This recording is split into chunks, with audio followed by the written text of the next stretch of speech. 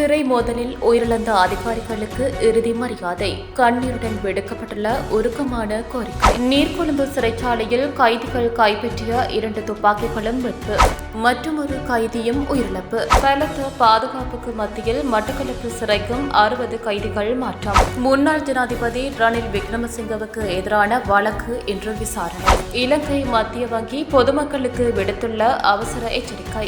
நடுவானில் திடீரென மாயமான விமானம், துண்டிக்கப்பட்டுள்ள தொடர்புகள், பல மணி நேரம் தொடரும் தேடுதல். மத்திய கிழக்கில் மீண்டும் பதட்டம், ஈரானின் முக்கிய இடங்களை குறிவைத்து அமெரிக்கா தாக்குதல். வேலிக்கடை சிறைச்சாலையில் அஞ்சலிக்காக வைக்கப்பட்டுள்ள நீர்கொழும்பு சிறைச்சாலை மோதலில் உயிரிழந்த சிறைச்சாலை அதிகாரிகளின் உடல்களுக்கு நீதி அமைச்சர் கர்ஷன நாணயக்கார நேரில் சென்று தனது இறுதி மரியாதையை செலுத்தியுள்ளார். நீர்கொழும்பு சிறைச்சாலை மோதலில் உயிரிழந்த சிறைச்சாலை அதிகாரிகளின் உடல்கள் இன்று காலை வாகன பேரணி மூலம் வேலிக்கடை சிறைச்சாலைக்கு கொண்டுவரப்பட்டன. குறித்த அதிகாரிகளுக்கு இறுதி மரியாதை செலுத்தப்பட்ட பின்னர் உடல்கள் அவர்களது குடும்பத்தினரிடம் ஒப்படைக்கப்படவுள்ளன. இதன்போது அங்கு கூடியிருந்த சக சிறைச்சாலை அதிகாரிகள் சம்பவம் தொடர்பில் தமக்கு நியாயமான விசாரணை நடத்தப்பட்டு தகுந்த நீதி பெற்றுத்தரப்பட வேண்டும் என கண்ணீர் மல்க நீதி அமைச்சரிடம் உருக்கமான கோரிக்கை விடுத்துள்ளனர். இந்த மோதல் சம்பவத்தின் போது துப்பாக்கிச்சூடு நடத்திய சிறைச்சாலை அதிகாரிக்கு எதிராக எந்தவித சட்ட அல்லது ஒழுக்காற்று நடவடிக்கைகளும் எடுக்கப்பட வேண்டாம் என்றும் கோரிக்கை விடுத்துள்ளனர். குறித்த அதிகாரி அன்றைய தினம் துரிதமாக செயல்பட்டு துப்பாக்கி பிரயோகம் செய்யாதிருந்தால் அங்கு மிகப்பெரிய பேரழிவும் பெரும் உயிர்ச்சேதமும் ஏற்பட்டிருக்கும் என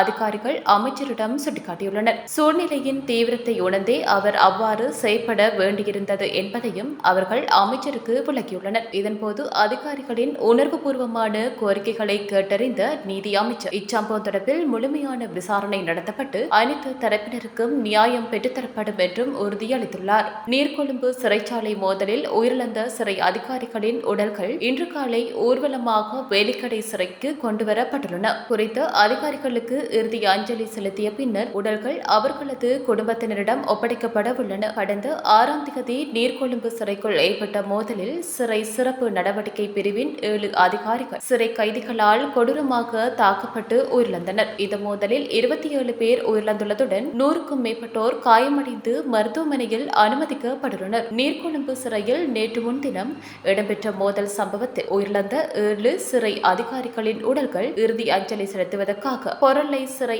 ஆராய்ச்சி மற்றும் பயிற்சி மையத்துக்கு எடுத்து செல்லப்படும் என்று சிறை வட்டாரங்கள் தெரிவிக்கின்றன. நேற்று முன்தினம் நீர்கொழும்பு சிறைக்குள் ஏற்பட்ட மோதலில் 7 சிறை அதிகாரிகள் உட்பட 27 பேர் உயிரிழந்திருந்தனர். இந்நிலையில் இவர்களின் உடல்கள் பிரேத பரிசோதனைக்கு பிறகு இறுதி அஞ்சலி செலுத்துவதற்காக கொழும்புக்கு எடுத்துச் செல்லப்படும் என்று சிறை வட்டாரங்கள் தெரிவிக்கின்றன. மேலும் மோதலில் உயிரிழந்த சிறை அதிகாரி SHS சந்திரவன்ச, வார்டன்கள் STS அபேவன்ச, AD தரங்கா, DMR திலகஸ்ரீ, BNN தரங்கா, D டட்லி, புஷ்பகுமார மற்றும் RBR சஞ்சீவ ஆகியோரின் உடல்களும் இதே முறையில் எடுத்துச் செல்லப்பட உள்ளன. இந்த மோதலில் சுமார் 100க்கும் மேற்பட்டோர் காயமடைந்துள்ளதுடன் பலத்த காயமடைந்த 20 பேர் மேலதிக சிகிச்சைக்காக கொழும்பு தேசிய வைத்தியசாலையில் அனுமதிக்கப்பட்டுள்ளனர். அவர்களில் சிலரது நிலை கவலைக்கிடமாக உள்ளதாக வைத்தியசாலை வட்டாரங்கள் தெரிவிக்கின்றன. மேலும் 58 பேர் நீர்கொழும்பு பொது வைத்தியசாலையில் சிகிச்சை பெற்று வருகின்றனர். நீர்கொழும்பு சிறைச்சாலை கலவரத்தின் போது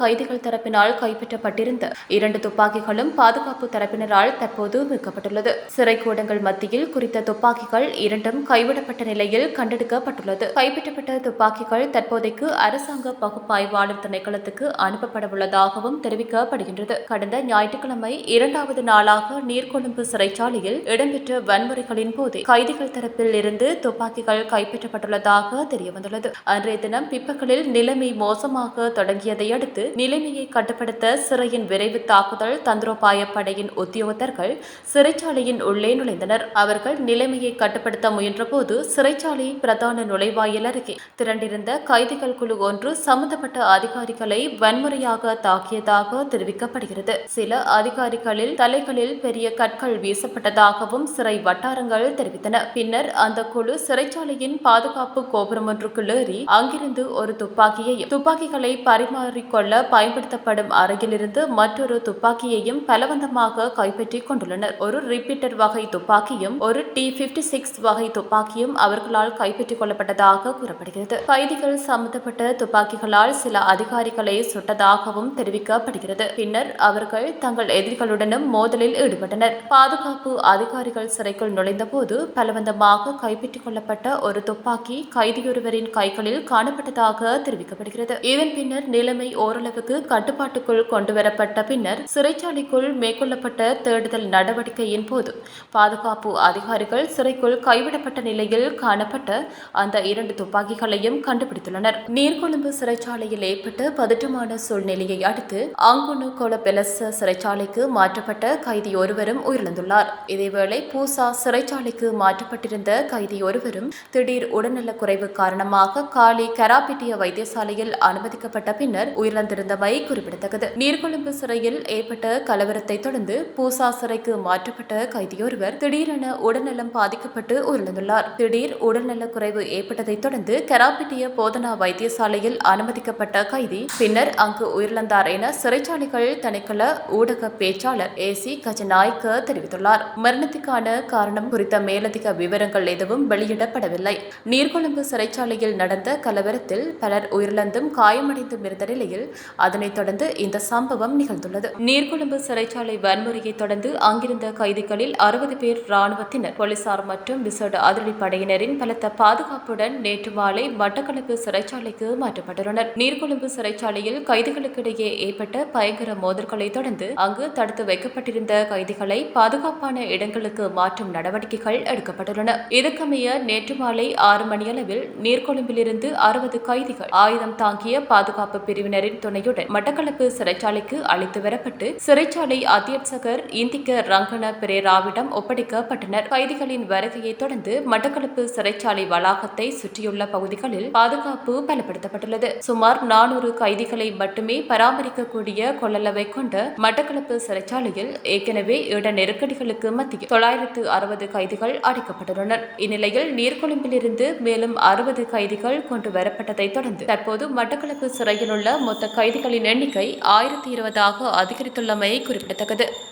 இதேவேளை இதே அவசர இடமாற்ற திட்டத்தின் கீழ் நீர்கொழும்பு சிறைச்சாலையில் இருந்து மேலும் 63 கைதிகள் ஆயுதம் தாங்கிய பாதுகாப்பு பிரிவினரின் துணையுடன் கொளனறுவை சிறைச்சாலைக்கு அழைத்து வரப்பட்டு அங்கிருந்த அதிகாரிகளிடம் நேற்று மாலை ஒப்படைக்கப்பட்டுள்ளனர். முன்னாள் ஜனாதிபதி ரணில் விக்ரமசிங்கவுக்கு எதிராக பொது சொத்துக்கள் சட்டத்தின் கீழ் தாக்கல் செய்யப்பட்டுள்ள வழக்கு கொழும்பு கோட்டை நீதவான் நீதிமன்றத்தில் இன்று மீண்டும் விசாரணைக்கு எடுத்துக் கொள்ளப்பட உள்ளது. ரணில் விக்ரமசிங்க ஜனாதிபதியாக பதவி வகித்த காலப்பகுதியில் தனது மனைவி பேராசிரியர் மைத்ரி விக்ரமசிங்கவின் பட்டமளிப்பு விழாவில் பங்கேற்பதற்காக லண்டன் பயணம் மேற்கொண்ட போது அரச நிதியை முறையற்ற விதத்தில் பயன்படுத்தியதாக குற்றம் சாட்டப்பட்டிருந்தது. இந்த வழக்கு தொடர்பான விசாரணை அறிக்கையை சமர்ப்பிக்குமாறு கடந்த மாதம் 29ஆம் தேதி கொழும்பு கோட்டை நீதவான் இசுரு நெத்திக்குமாறு குற்றப்புலனாய்வு திணைக்களத்துக்கு உத்தரவிட்டிருந்தார். இந்நிலையில் கொழும்பு கோட்டை நீதவான் நீதிமன்றத்தில் இன்று மீண்டும் வழக்கு விசாரணைக்கு எடுத்துக் கொள்ளப்பட உள்ளது. இணையவழி மோசடிகள் குறித்து பொதுமக்கள் விழிப்புடன் இருக்குமாறு இலங்கை மத்திய வங்கி அவசர எச்சரிக்கையை விடுத்துள்ளது. மத்திய வங்கியின் மோசடிக்கு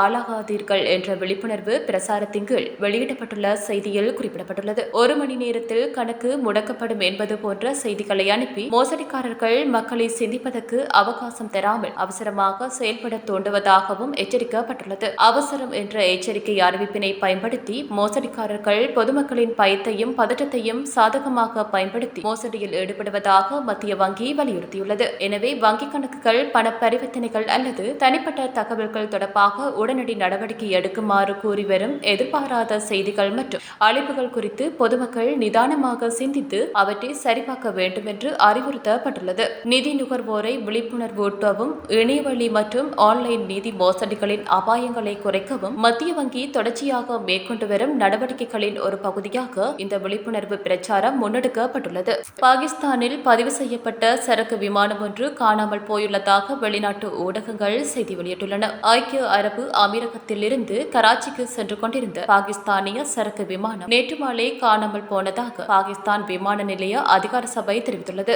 இந்த விமானத்தில் 5 பேர் இருந்துள்ளதுடன் காணாமல் போன விமானத்தை கண்டறிய பல்வேறு அமைப்புகள் மூலம் கடலில் தேடுதல் மற்றும் மீட்பு பணிகள் தொடங்கப்பட்டுள்ளதாக ஆணையம் கூறியுள்ளது. சார்ஜாவில் இருந்து கராச்சிக்கு சென்று கொண்டிருந்த K2 ஏர்வேஸ் நிறுவனத்தின் B737 சரக்கு விமானத்தில் செவ்வாய்க்கிழமை இரவு 9:18 மணிக்கு நேவிகேஷன் சிஸ்டமில் கோளாறு ஏற்பட்டதாகவும் கராச்சி பகுதி கட்டுப்பாட்டு மையம் உடனடியாக அதற்கு வழிகாட்டியதாகவும் அதிகார சபை தெரிவித்துள்ளது. இருப்பினும் இரவு 9:22 மணிக்கு அந்த விமானம் திசையை வேகமாக மாற்றிக்கொண்டு மிக வேகமாக கீழே இறங்கிய நிலையில் கராச்சியிலிருந்து மேற்கே சுமார் 155 கடல் மைல் தொலைவில் ரேடார் தொடர்பு மற்றும் தகவல் தொடர்பு துண்டிக்கப்பட்டுள்ளது. விமான பயணங்களை கண்காணிக்கும் சேவையான பிளைட் ரேடர் 24 முதற்கட்ட தரவுகளின்படி 27 ஆண்டுகள் பழமையான அந்த விமானம் கராச்சி நகரின் தென்மேற்கே கடற்பகுதியை நெருங்கும் போது திடீரென பலமுறை உயரத்தை மாற்றி பின்னர் வேகமாக தாழ்ந்துள்ளது. அதன்படி விமானம் கடலில் விழுந்து நொறுங்கியிருக்கலாம் என்ற சந்தேகம் எழுந்துள்ளதுடன்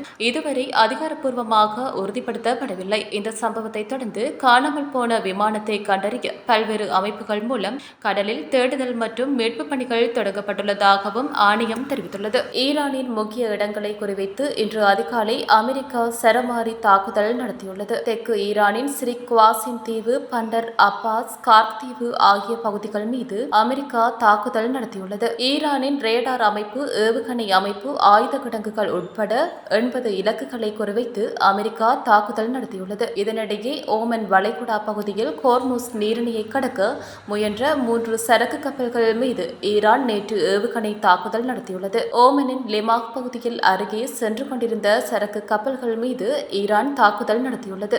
இந்நிலையில் வர்த்தக கப்பல்கள் மீதான தாக்குதல்களுக்கு பதிலடியாக ஈரானின் முக்கிய இடங்களை குறிவைத்து இன்று அதிகாலை அமெரிக்கா நடத்திய சரமாரி தாக்குதல்களை தொடர்ந்து மத்திய கிழக்கு பிராந்தியத்தில் பதற்றமான சூழ்நிலை உருவாகியுள்ளது. இரு நாடுகளுக்கும் இடையிலான போர் நிறுத்தம் இழுபறியில் உள்ள நிலையில் அமெரிக்க தாக்குதல்களுக்கு பதிலடி கொடுப்போம் என்று ஈரான் புதன்கிழமை அதிகாலையில் எச்சரித்த சிறிது நேரத்துக்கு பிறகு தாக்குதல் நடத்தப்பட்டுள்ளது. இது போன்ற மேலும் பல செய்திகளை அறிந்து கொள்ள டிவிஎன் லங்கா சேனலினை சப்ஸ்கிரைப் செய்து பக்கத்தில் இருக்க பெல் ஐக்கனையும் கிளிக் பண்ணி வச்சிருங்க. அப்போ தான் நாங்கள் போடுற அப்டேட் உடனே உங்கள்கிட்ட வந்து சேரக்கூடியதாக இருக்கும்.